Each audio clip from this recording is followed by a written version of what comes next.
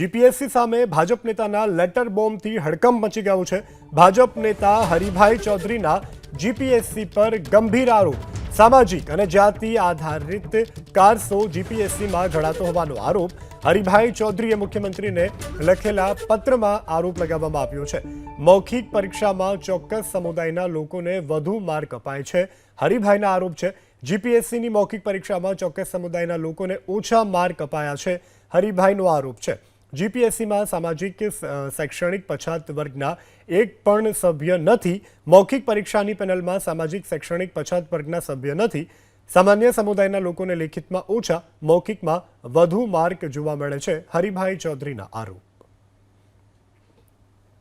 તો ભાજપ નેતા હરિભાઈના જીપીએસસીના આરોપને નિવૃત્ત પ્રોફેસરનું પણ સમર્થન। ઠાકોર અગ્રણી અને નિવૃત્ત પ્રોફેસર બીસી રાઠોડના જીપીએસસી ઉપર પ્રહાર।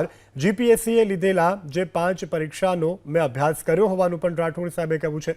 ઈડબ્લ્યુએસના ઉમેદવારોને મૌખિક પરીક્ષામાં વધુ માર્ક આપી અને મેરિટમાં લવાતા હોવાનો આરોપ છે। ઓબીસી અને એસસી સમાજના ઉમેદવારોને મૌખિક પરીક્ષામાં ઓછા માર્ક અપાતા હોવાનો આરોપ છે। ઓપન કેટેગરીમાં અનામતવાળા ઉમેદવારો ન જાય તેવી ગોઠવણ કરાતી હોવાનો આરોપ। મૌખિક પરીક્ષામાં ઇન્ટ્રોડક્શનમાં પૂછીને ઉમેદવાર અંગે લેવાય છે જાણકારી।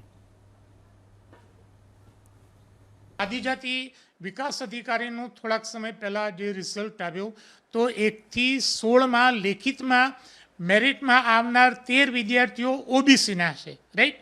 તો આ 13 ઓબીસીના વિદ્યાર્થીઓ છે એમાંથી 10ને નાપાસ કરવામાં આવ્યા। ચોથા નંબરે મેરિટમાં આવનાર એક ઠાકોર જે વિદ્યાર્થી છે એને પણ નાપાસ કરવામાં આવ્યા। એટલે લેખિત પરીક્ષાનો આખો જે છેદ છે એ છેદ ઉડાડી દીધો છે। એટલે એમના ઈરાદાઓ ઉપર આપણને 100% શંકા જઈ રહેશે।